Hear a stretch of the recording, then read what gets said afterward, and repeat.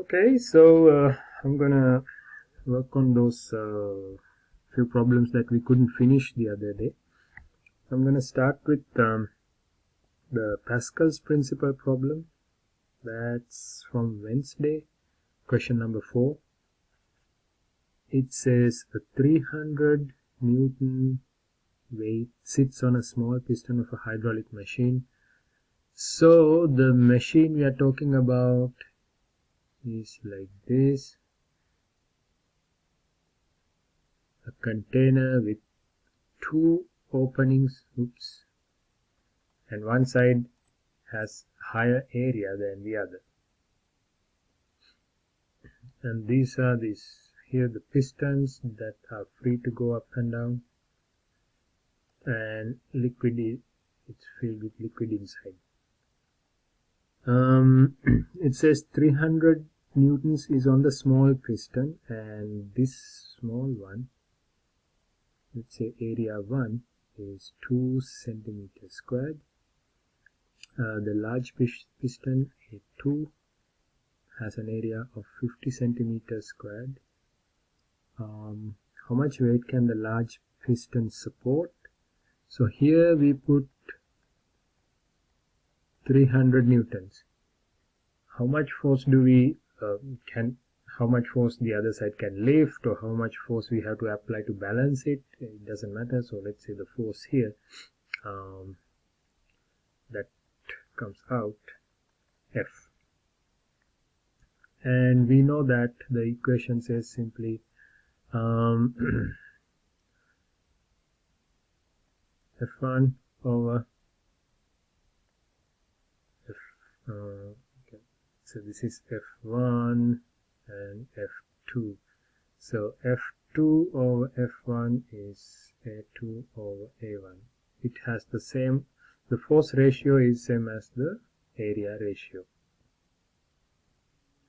Okay. Now what do? We just substitute numbers. So F2 is what we are trying to find out, is equals to F1 times A2 over A1, which is 300 times A2, 50. Now we can convert it right here, dividing it by 100 twice, but since we are doing it again to the other one, it's not going to make a difference, right? So you divide by 100,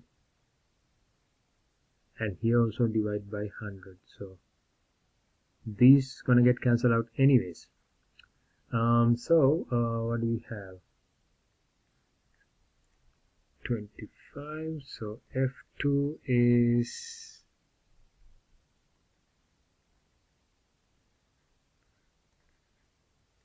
7500 newtons. Okay. Alright, so that's the amount of weight that can support by the other side. Next question. Let me take a new page because I don't know how much space I'm going to need for that.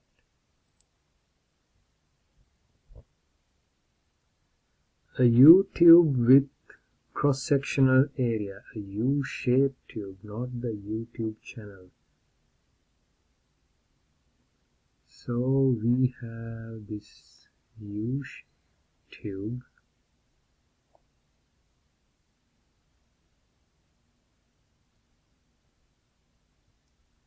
has a cross-sectional area of 1 centimeter squared. So if you take this side, I'm just going to draw the side, the left hand side. This area, this cross section is 1 centimeter squared. So it's open to the atmosphere at both ends. Water is poured into the tube until the water rises partway along the straight side. So you pour water, so it's going to look like this. So because both ends are open, the water level will be equal. One thing to remember, let's say this side is capped, right, sealed. So there, when you pour water, there's some air is going to get trapped inside. So after some point, only this side going to go up, while because there's trapped air inside, the right hand side won't rise, so the left hand side will, if you have enough tube, you can keep pouring water. Okay, so that's if one side is closed. Now the question says both sides are open, so it will be same. So let me redraw this real quick. So what you have is something like this. Both sides will have the same level. Okay. Then it says, and then 5 centimeter cube of oil. So the volume is given for oil. The volume is given 5 centimeter cube. Poured into one end. As a result, the top surface of the oil ends up blah blah blah higher than the water surface on the other side. What's the density of oil? So let me try to draw a little accurate diagram one more time. Here's the U-tube.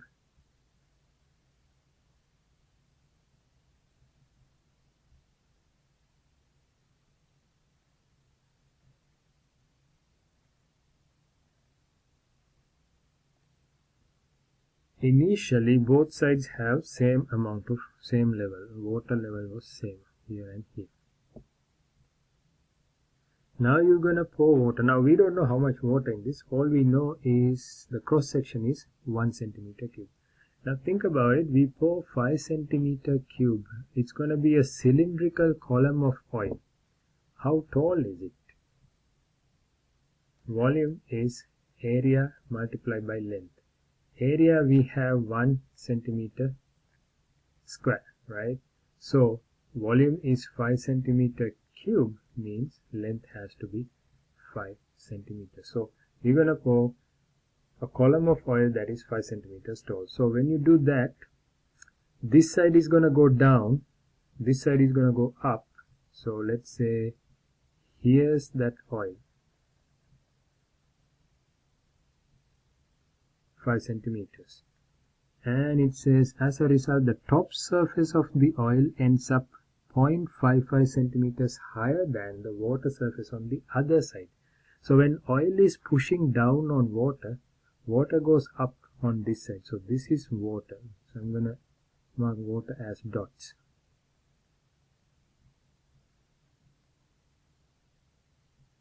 And the difference between these two levels, 0.55 cm. Question is, what is the density of oil?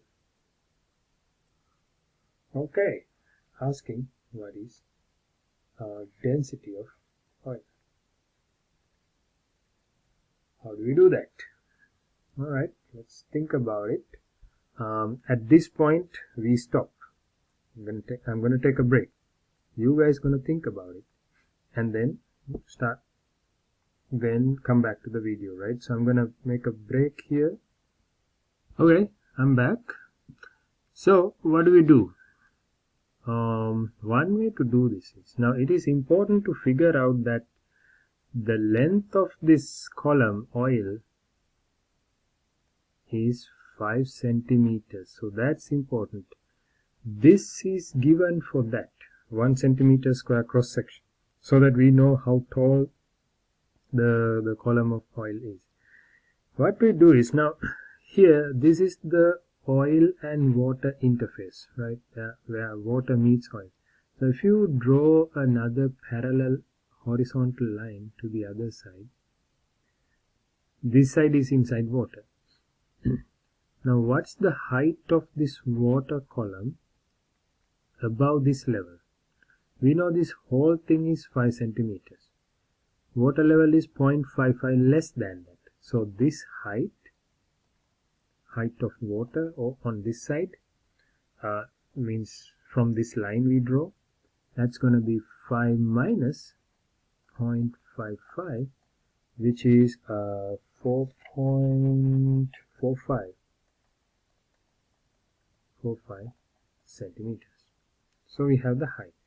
Now we can use that concept about pressure at equal levels, it's going to be the same pressure.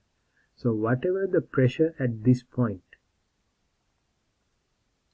let's say P, it has to be the same pressure at this point.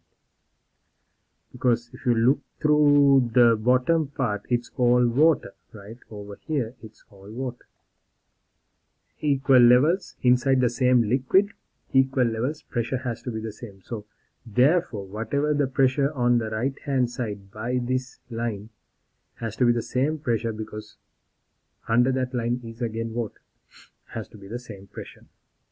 So the pressure at this point, let's say point A and point B, pressure A should equals to pressure B. So what is pressure A? Now we're going to write that using height of the liquid on that side. So pressure A comes from oil, right? Oil is creating that pressure. Whatever that pressure the surface, that boundary has, comes from whatever above it. What is above it is oil. So it's coming from the liquid pressure of oil, rho GH. So density of oil, gravity, height is 5 centimeters. Pressure B, that point, the pressure comes from the height of the water column. So that will be again rho GH. Density of water, gravity, height of water is 4.5 centimeters. And these two are equal to each other. So we can say PA equals PB. Oil times gravity times 5 centimeters. So 5 over 100. Convert it to meters. This side we have density of water, which is 1000. Gravity 4.5 over 100. You see, gravity cancels out. This divide by 100 thing also cancels out. Finally, oil equals 1000 times 4.5 divided by 5 equals to what do I have? 890 kilograms per meter cube. Okay, so yep, that's how you solve this problem, making the pressure equal on either side, each side, and then go for the height of the column above it. Okay, all right, next question.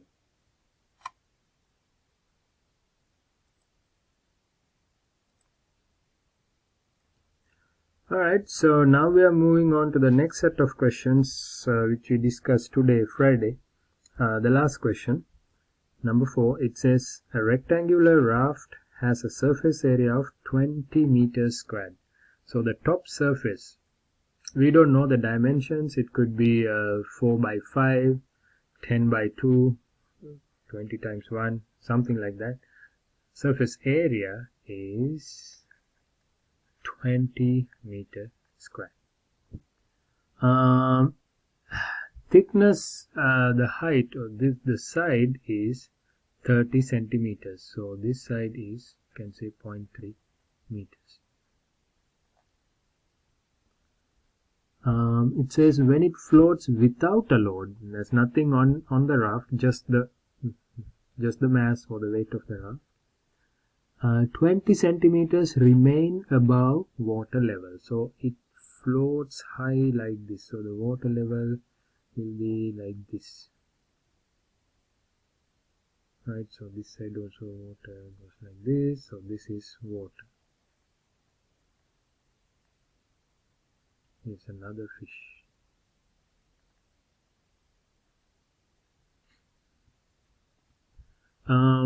So 20 centimeters above water, so 20 cm is above water, that means 10 cm underwater, right? Question, what is the mass of the raft? Now this can be a little tricky type question. So what do we do? Alright, think about it. Take a break and think about it before listen to the rest of this, right? You guys have to try this. Okay, so you thought about it. So here we go. So the raft is floating. Floating means, the idea of floating, your weight is being completely supported by buoyant force. Buoyant force is equals to, that's why you float. So whatever the weight of this thing is, so it's asking the mass, right? So if we know the weight, then we can go and find the mass, because we know that mass times gravity is weight. So you go back and you divide weight by gravity, you get the mass. So our goal is to find the buoyant force. So find buoyant force, then we can find the weight. How do we do that? We know that buoyant force is equals to the weight of water displaced, right? Buoyant force comes from the weight of the liquid that goes away, giving space. What's the weight of the water? If we know the amount of water, the volume of water, then we can find the weight of water. Now what is the volume of water displaced? Volume of water displaced, that's the volume underwater for this raft, right? It is this volume, this is the amount that is underwater, and that's the volume of the water that get displaced. So volume of water displaced is the volume under water, which is, we know the surface area is 20, the amount underwater is 10 centimeters, which is 0.1. So 20 times 0.1 is 2. Yeah, 2 meter cube. Right? Yeah, 2 meter cube.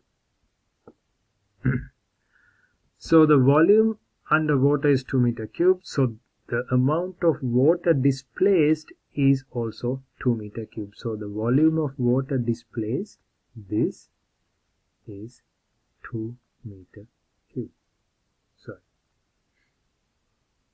Alright, take a pause. Now think about it again. See whether you can figure it out.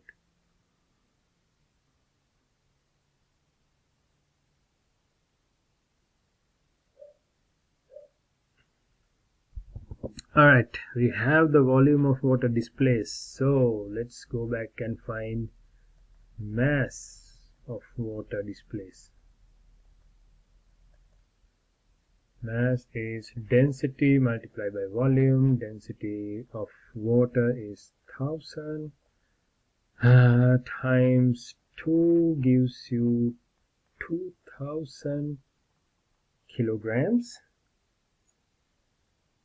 weight of water.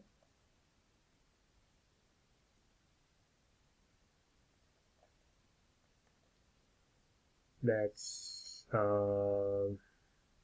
mass times gravity. So 2000 times 9.81. 2000 times 9.81.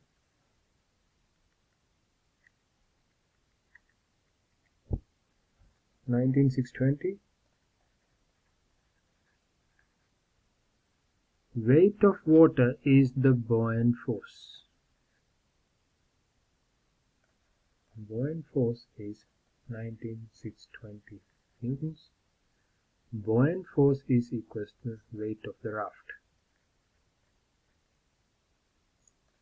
W raft 19,620. Mass of the raft is weight divided by gravity. So coming back to the mass of the water actually, right?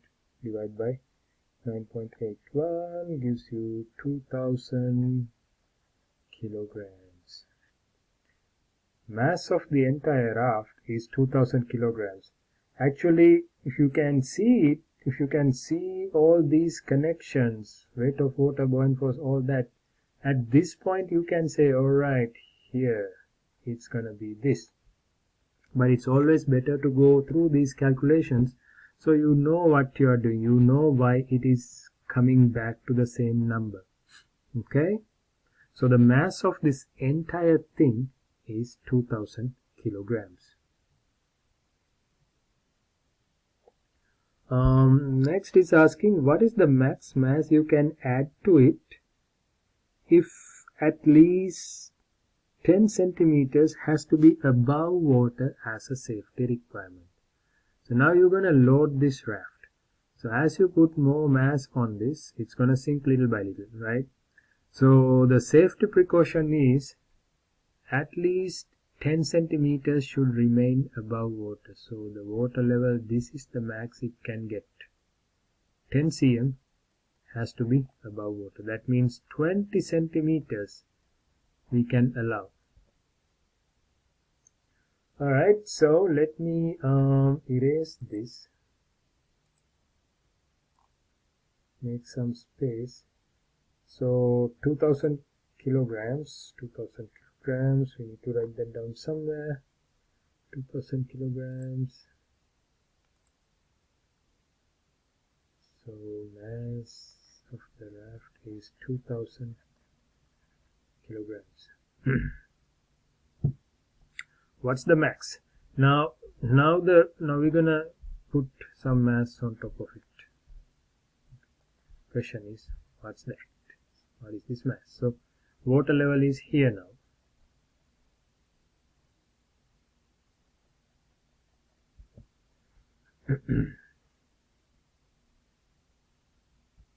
Alright, so let's do this. When 20 centimeters underwater, we can redo the same thing. I believe now you guys have the idea what to do. You don't have to follow me, you can do it yourself. So 20 centimeters underwater, the volume underwater is the surface area times 20 centimeters, that is 0.2, so 4 meter cube. So that's that. So this is the volume of water that gets displaced. So mass of water is 4 times 1000, density 4000 kilograms. That's the mass of water. So weight of water get displaced 4000. You can stop here and make that connection, but I'm going to continue, right? 4000 times 9.81. What is that?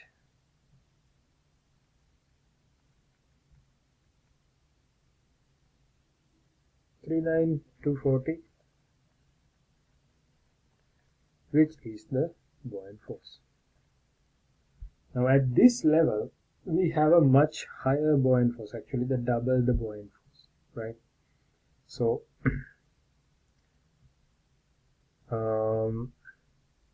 so the buoyant force can support 39,240 newtons. So that means the max total weight